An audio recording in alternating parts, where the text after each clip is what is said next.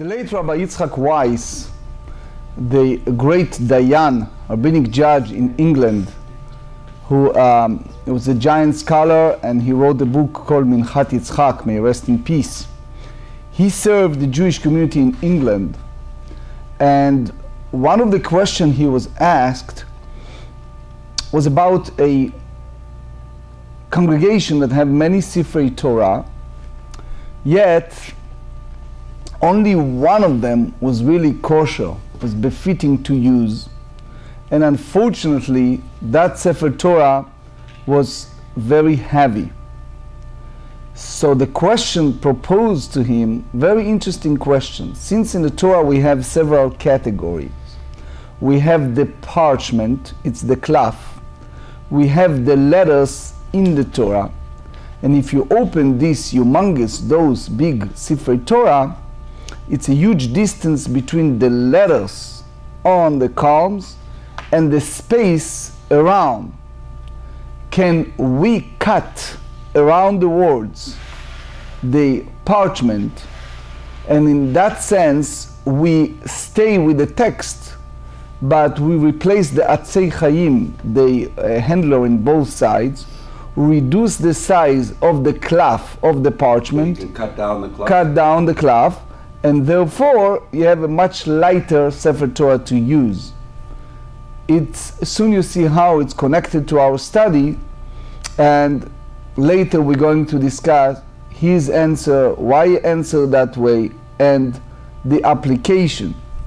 The same question he was asked, again from his book Minchat Yitzchak, about the tefillin. There are parchments in those tefillin boxes of hand and head tefillin, and the old one was larger.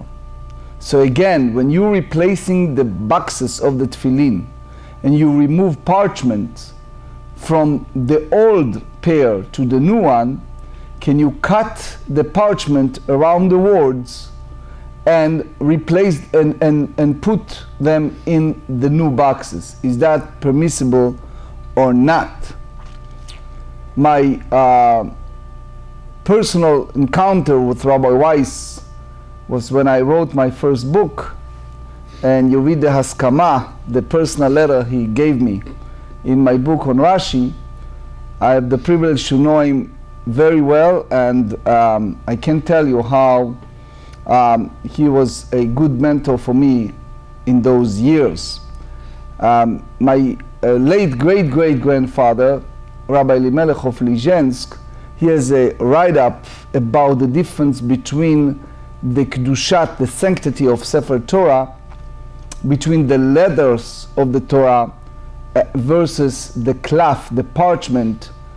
For those who are not familiar, we have the parchment, and then the scribe place invisible lines, so he will be able to place the letters inside those lines, and then what you see when you open, you just see the words that written by the scribe. So the parchment itself carries a sanctity, which the normally Melech calls it a sanctity of the parchment of potential words that was not written. Anyway, another subject we're going to discuss today, since this tractate dealing with the law of vows and commitment, about a fellow that his son went to army services overseas, and he was very afraid, so he committed himself for $10,000 to give to charity if his son returned peacefully. The question is, physically his son returned at peace, spiritually his son turned very sour. And the question is, he asked, if his commitment it still take hold or not, since there is a total turnout from not from only from religion but also personality, so result of service. Another form is how you matir neder, how you annul, how you abrogated vow. What's the process need to take place after committing a vow? And while talking about vow, we need also to understand the level of gradation, which is someone taking vow while he holding a Torah scroll versus someone who make a vow at the present of the Torah scroll or regular vow. What's the difference in a sense of category? So we're about to begin chapter 2. So it means we're going to study today page 14, but we'll start on page 13b on Tractate Nedarim. The first chapter, we explain the different term, different language of Neder. Now we are the other way around. We're going to speak about language of Nedarim, of vows, that will not take effect, will not make a prohibition.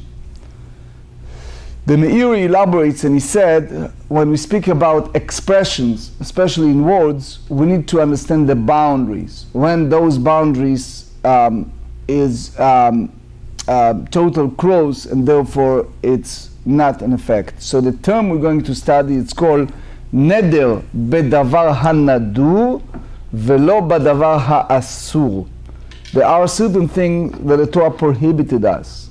If the Torah prohibited us, any manner of vow connected to that, since it's already prohibited, in a sense it's meaningless, versus something that it's a new framework of vow that a person can take upon himself. So for example, if you have a loaf of bread and you said this bread is prohibited on me, or you said this bread prohibited on me the same as sacrificial offering, so the second one is called hatpasa. And if you remember, we explained in the past several times, hatpasa is like a magnet, something that attached to each other. So since he take the loaf of bread and connected it to something else, so it turned a total different meaning. Ve'elu mutarim, meaning these are examples of Nedarim, of vow, that you do not need a erudite sage to abrogate it, because it's the language it expresses is meaningless. Chulin she'ochal lecha, which is if I have a non-sacred food that I'm going to eat by you, so basically it's not accepting any manner of something that's prohibited. Or he said kibsar chazir, it's like eating a bacon, pork, right? So the Torah clearly said in Leviticus 11 that is prohibited, so it's kind of meaningless. The book Ayelat HaShachar explained, and he said that this, again, we have to clarify the difference between davar hanadur to davar ha'asur. Next is ka'avodat kochavim, like those who idol worship, like an object of idol worship. So meaning whatever I eat by you will be prohibited on me, the same as idol worship. Idol worship is prohibited to derive any benefit. Ke'orot levuvim, like the hides of animal offering whose hearts were removed as a form of idol worshipping. That's what they used to do in those days for idol worshipping. They used to take those parts of the animal and serve to the idols. So that's called tikrovet avodah zarah, is some form of avodah zarah, and the Mishnah tells us in Tractate Avodah Zarah, page 29, that that's basically prohibited forever, the same as idol worshipping. Kin veilot utreifot. So it's in general we explain that neveila is a dead body of an animal or bird, even among those animals who are permitted to eat. But if they die before the proper manner of shchita, of slaughtering, so they are prohibited by the Torah law, as the Torah said in Deuteronomy 14 verse 21, that those dead animals are prohibited because they didn't went to a proper kosher slaughtering. Treifa is animal that are kosher, yet after the proper slaughtering process, something happened. You slaughter a cow, and then later on you open the intestine and you find a hole. And as a result of that, the entire, as much as it's a big expense, the entire body of that animal is non-kosher. It's not allowed to eat. It's called in Yiddish treif, or right in Hebrew treifa. So the Torah said in the book of Shmot, chapter 22, verse 30, "Ubasar basade treifa lo tochelu." So from that, the Gemarrah said in Chulin 42 that this is the boundary of treifot, which is different than nevela. Nevela, it's already dead in advance. The next one is kishkatzim urmasim. Kishkatzim urmasim, so the non-kosher repugnant creatures. So the Torah said in Parashat Shmini, book of Vayikra, Leviticus 11, verses 29-30, that there is a list of all of those that is called shekets. And the Rambam explained in L'chot Ma'achalot Asurot, chapter 2, that it's mekabel tum'ah u'metam'ah ka'adasha, which is even the smallest size. Remasim is some yes, but remes is something inside the animal's body, or something that you find in the trash that is prohibited by the Torah law. So the idea is the Tana brought all those names, all those categories, because it's in addition for them to be prohibited in the form of eating, it's also carried around, explains, also render ritual impurity. It's also carry contamination to a person who touch it.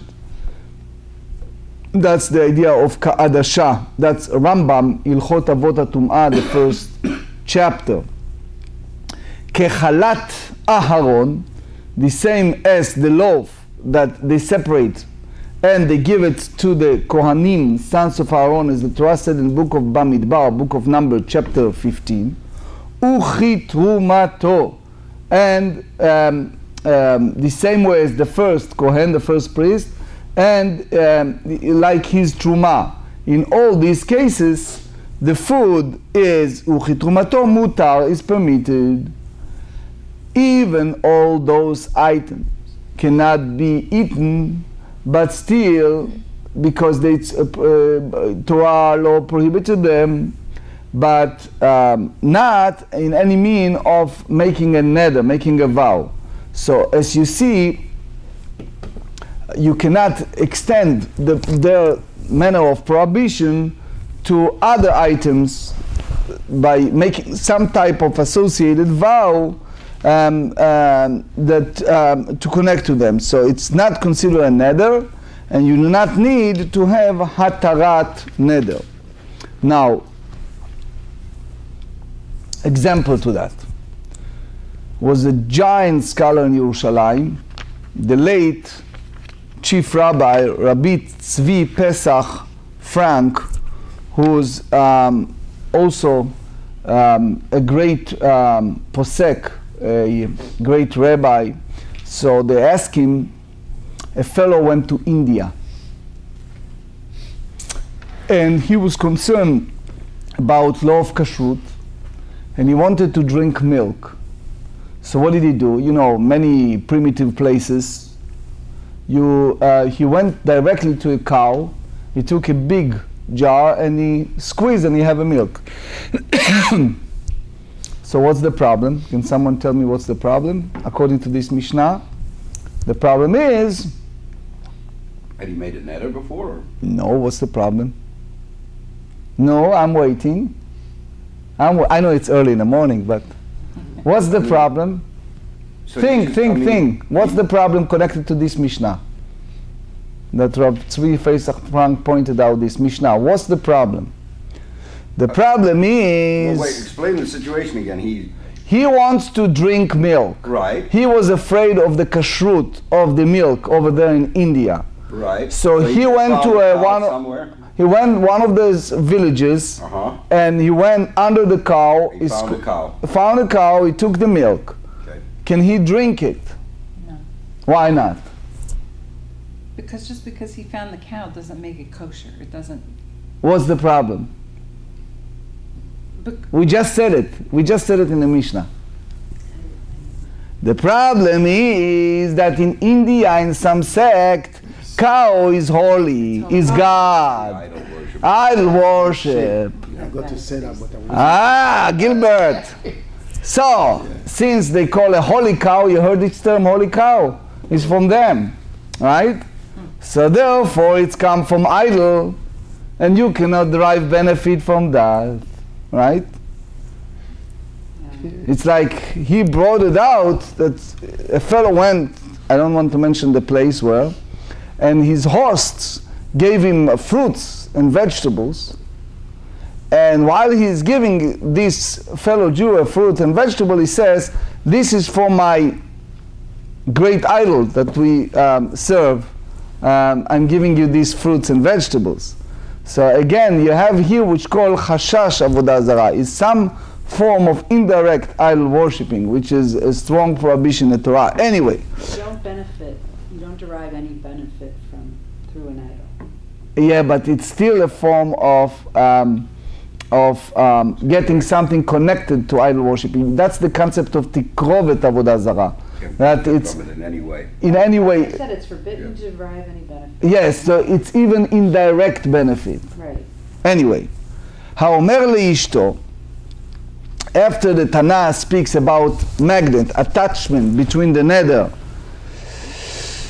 to something that is prohibited, that it's not form of neder, if someone said to his wife, Harei at alai ki ima, which means the same way as your mother prohibited on me by the Torah law, so you also prohibited to me. So the answer is, potchim lo petach mimakom acher. So it's not like you start with father or mother, but you start with the process of release vow. How? So the rabbis tells us that it's a process. Number one, you have to have charata, meaning you have to regret it. That the person declare before the erudite stage that he is total regret making that neder. He did it out of a impetuous anger or something in that very moment.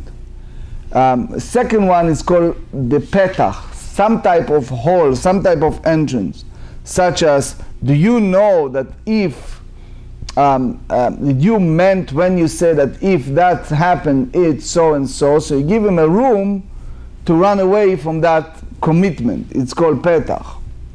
So the Ran tells us from the Rashba, he said that there's two chidushim here.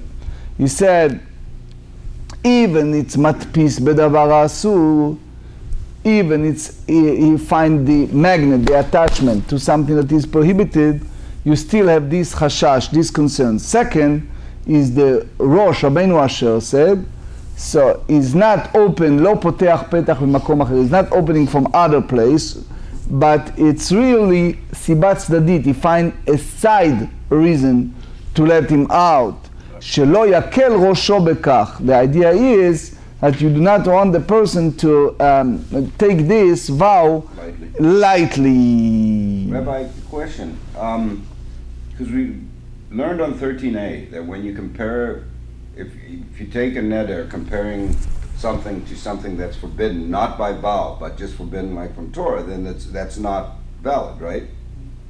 So how is it? So then surely if you make a neder saying to your wife that you'll be like my mother, your mother is forbidden to you biblically.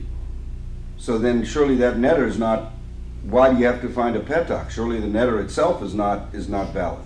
the vow that you took, because you're not comparing it to something that was forbidden by vow. Am I wrong? Am I missing something? Okay, what you're saying... Or is it just because this is so important that they don't want people taking it lightly, Right, so therefore is that just the reason? The Ran said, it's a good question, the Rosh Ran dealt with that. The Ran said that you don't start with something that the Torah requires you to honor the mother. Right. And the mother-in-law.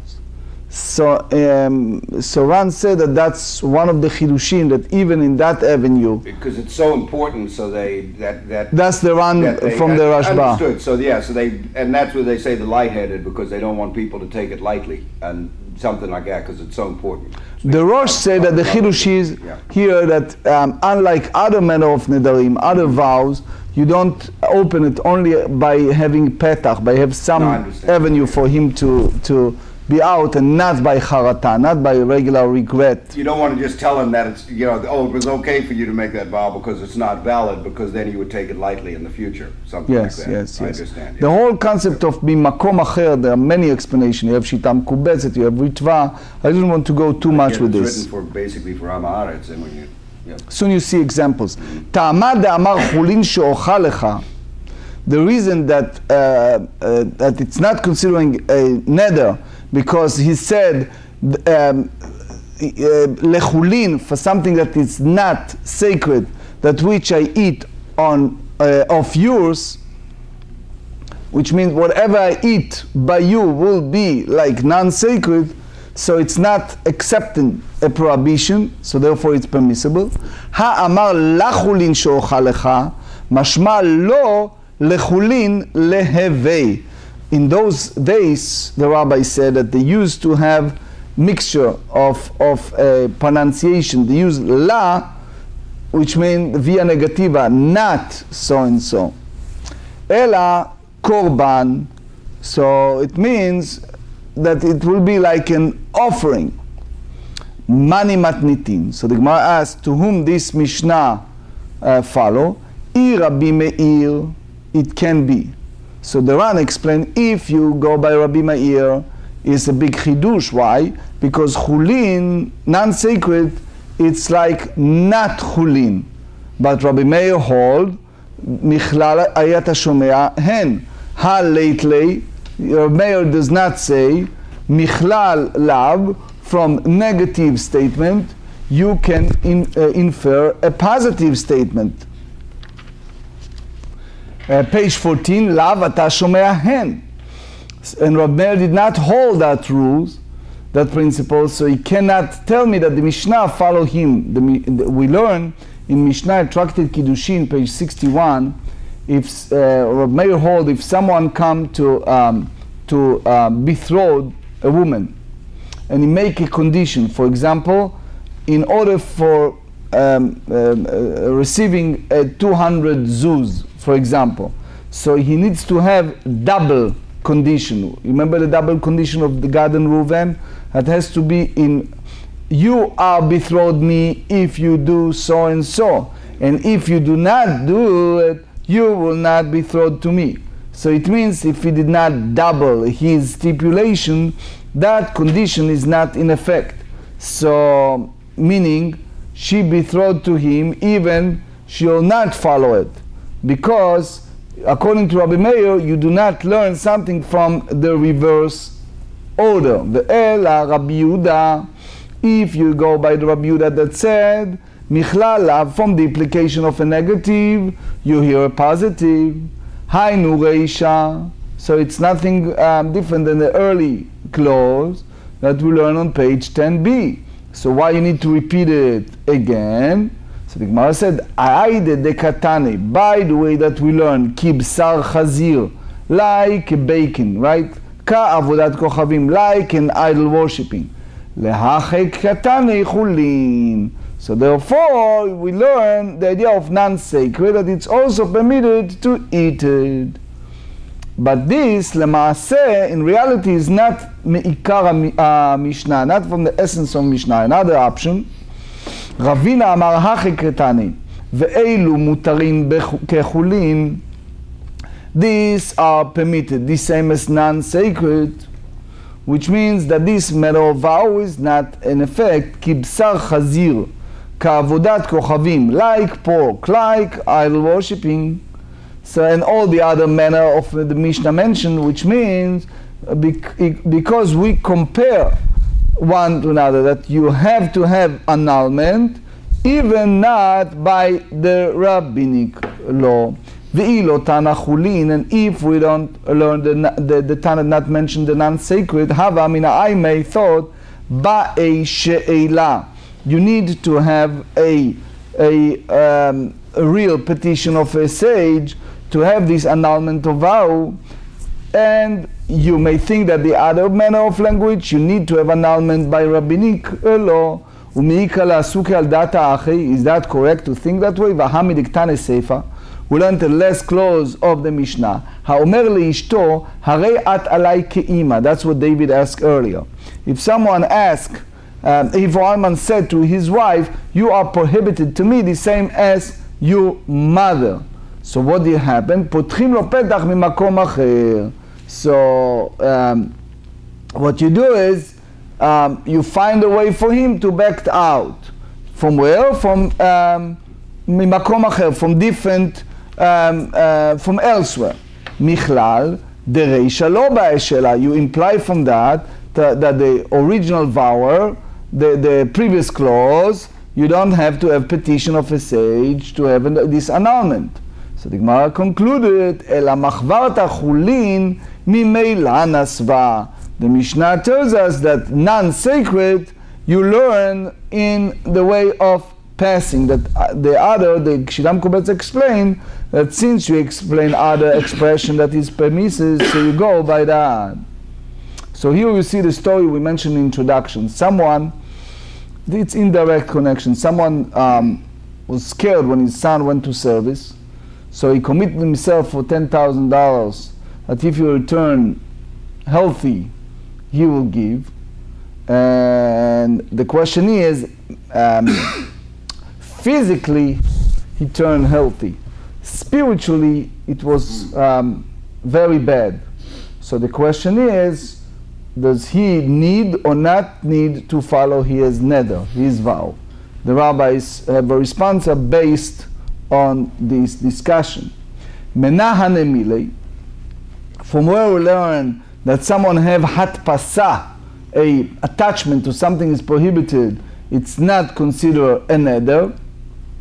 Amar kra ish ki yido neder la Hashem. The Torah said, if a man vows a neder to God, so why you need to use the word neder here? It's enough to say ki yido la Hashem, the Shita Mekubetzet ask. Why you need to have neder? Yes, you know every word in Torah carries a meaning. It means ad sheyido badavar hanadu. So it means that until one takes a vow by associating the status of an item that is prohibited by means of vow with another item. So, for example, there's something that Torah prohibited, like pork. So that's not considering a neder, the one said. So here you see the difference between atpasa bedavar ha'asu, you make attachment to something that is totally prohibited, the atpasa bedavar ha'nadu, something that you make a vow. So the Gemara asks, if that's correct, afilu bedavar ha'asu nami. So if that's the way you're thinking, so then even with something inherently prohibited, his neder should also be effective. So they said, the haktiv le'esor isar al nafsho. The Torah said in continuation of that sentence to forbid a prohibition upon himself. So you have this repetition phrase to imply that one can have some prohibition or some boundary upon himself by having him associated with something that is prohibited. So the Gemara said, le'esor isar miba'a yalei lich de tanya. The reason to forbid prohibition is to teach us something connected to a braita. The Gemara said, Ezeu isara amur b'Torah. That's something we learn on page 12. So therefore, we derive from that in this case, the neder, when you have association with something that inherently prohibited, it's not, it's excluded. So Rabbi Levi ben Chaviv, which is called Maharalbach, he explained in this, based on this sugya, that when it's come to vow, we have to have the clear boundaries, a clear definition in each and every case. He said, when it's come to hatpasa bedavar asur, when someone make a verbal expression that connected by something that it's already prohibited by the Torah, you need to investigate it clearly when and where and how you say that it's total hatpasa, total attachment to something that is prohibited. And he have a big write-up to differentiate between something that is really hatpasa, it's something connected, or something that it's just indirect expression. So now the Mishnah goes by the last clause of the Mishnah. Haomer leishto, someone said to his wife, probably he was very mad or something, Harei at alai ke'ima, you are prohibited on me the same as your mother. So we want to make sure that you will not be light-hearted on this. So he needs, we go by a stringent way, that you need to have full annulment to that vow. Veraminu, harei alach alai kibsar ima. The Torah said in Leviticus 18 verse 6 that we have the prohibition against attaching nakedness of a person's mother-in-law. So here they use the word kibsar, which means like the body. So kibsar achoti, like the body of my sister, ke orla. Orla, it's one of those fruits that grows from a tree in the first 3 years after it's planted. The fruit is forbidden for all benefits. That's Leviticus 19 verse 23. Uche kil'ei kerem, kil'aim is the mixture, diverse kind of mixture, different species. So it's a vineyard, of the vineyard is prohibited for all benefit. That's Deuteronomy 22 verse 9. So therefore lo amar klum, it's like say nothing. So meaning that the vower does not need annulment on any basis of opening, and that contradicted to what we said earlier. Amar Abaye lo amar klum mideoraita v'tzarich she'ela miderabanan. Here we have to differentiate between biblical and rabbinic. As far as the rabbinic concern is nothing, but as far it's a serious question. Biblical, it's nothing. So again, Abaye said that there's no difference between Torah scholar and someone Ama'aretz, or uneducated person, and all, according to Sfot, all of them need to have rabbinic annulment. So the big discussion among the rabbis based on this is what is the definition of Talmid Chacham, of the Torah scholar. So here, what we understand from this sugya, that someone who's erudite, who's familiar with Hilchot Nedarim, the law of vows. Another option, Rava Amar, Ha betalmidei chachamim, ha be'am haaretz. So you have to differentiate between pious Torah scholar and light-headed, uneducated person. So the uneducated person, we put another boundaries that need to have annulment. Ve'atanya hanoder batorah. So God forbid, someone has a Torah at the front of him, and he made the vow, but it means he may be meant to the empty part of the parchment. Lo amar klum. So because he intent, when you investigate that, to connect to the gvilin, to the parchment, and not the text itself. Amar Rabbi Yochanan, v'tzarich she'ela lechacham. Rabbi Yochanan said it's not so simple. He needs to have a petition, a sage for annulment of his vow by rabbinic decree. Because, again, you don't take it lightly, especially with Amar Haaretz. Amar Rav Nachman, ותלמיד חכם אינו צריך שאלה. So Rav Nachman said that a Torah scholar doesn't need to have this type because you treat it differently. So Reb Shlomo Kluger was a great Torah scholar that he wrote several books. One of them is a separate book dealing with Hilchot Nedarim, the book called Nidrei Zrizim. And he dealt there with a person who said to his wife, "You are prohibited on me the same as offering." And he held that the Neder Chal, the Neder had taken effect. If he said, "You are prohibited to me the same as Isurei Hana'ah," any type of driving benefit, it doesn't have a Hatpasa, because he differentiated, as we said, between Davar HaNadur to Davar HaAsur, something that is prohibited to something that it's a matter of vow.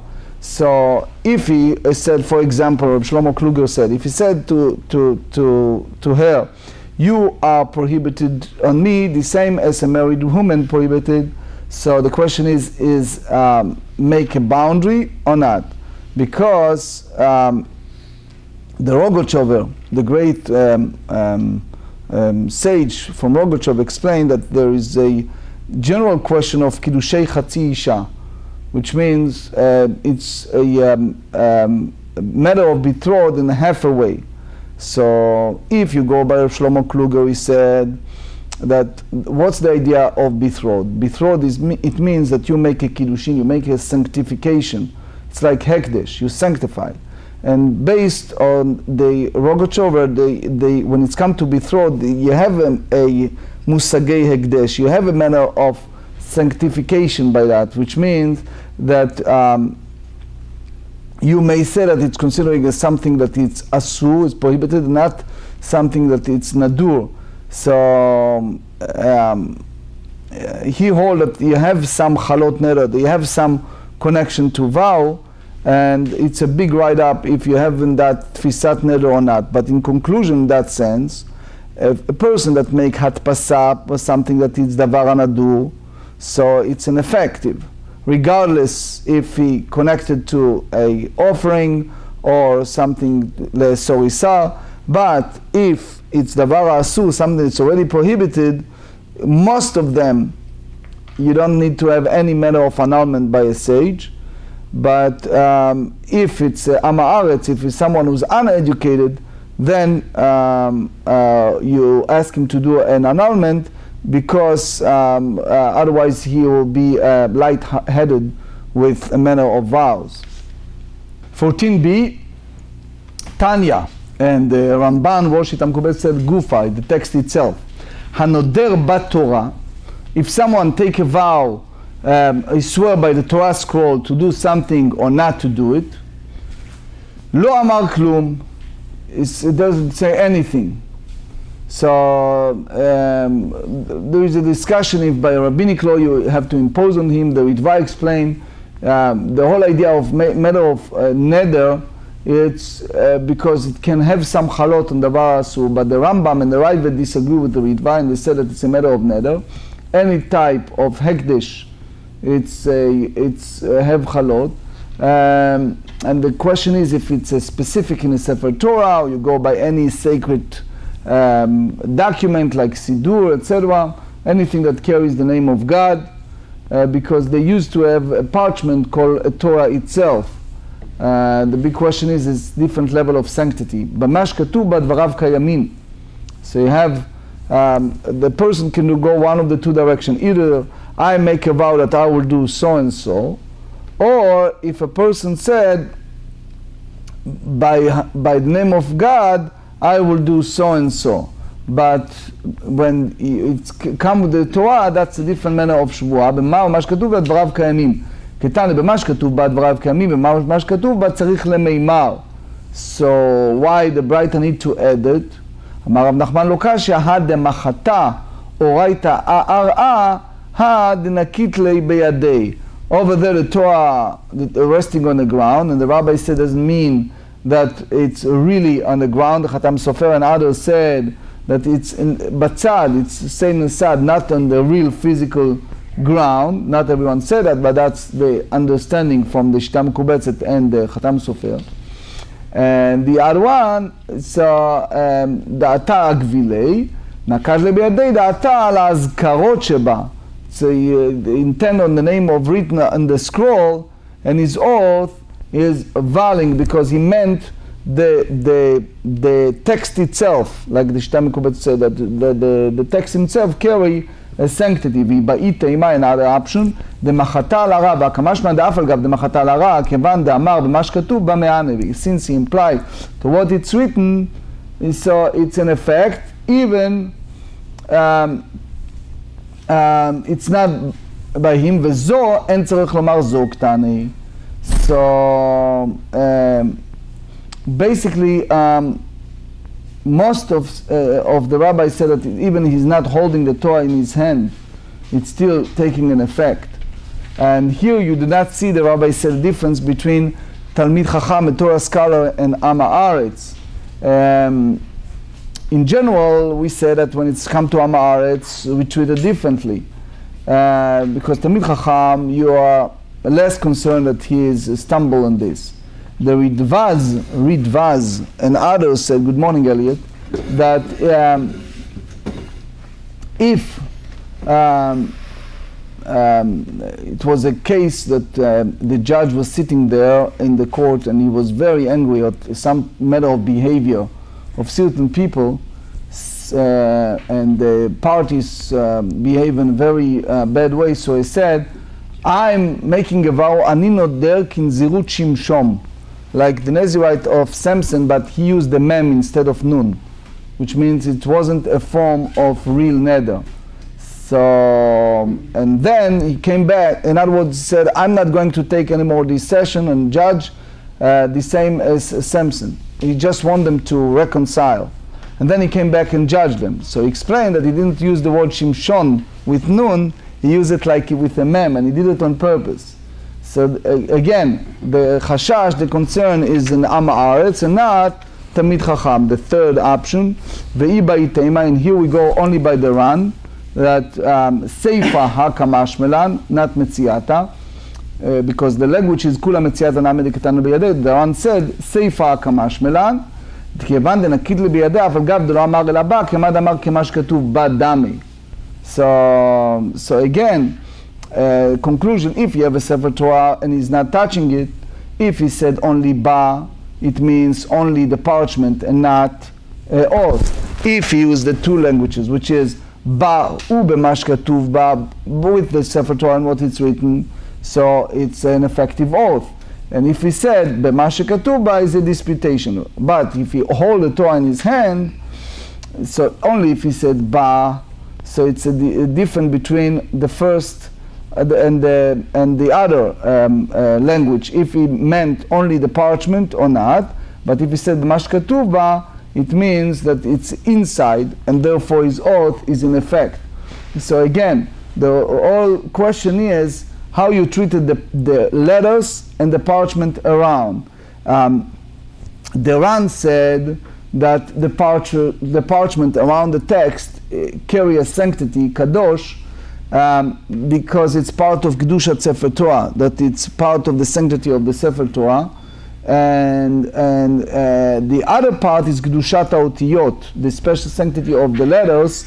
That's the way the Ran said, and he brought it from the Rashba. As we said, the Noam Elimelech hold that the klaf itself carry Kedusha because there is a potential letter that was not written.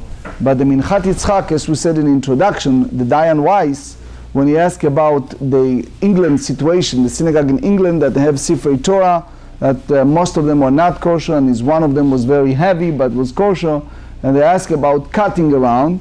He brings a source from our Gemarrah based on this Rashba, that the parchment around, even it's empty, it carries sanctity, and the sanctity is more than the letters.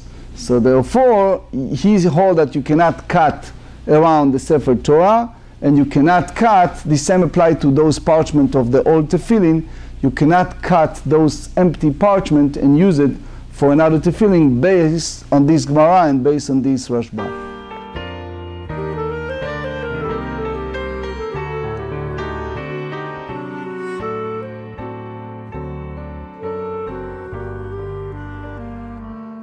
ויחם לשולוים מלאכי ישולוים, מלאכי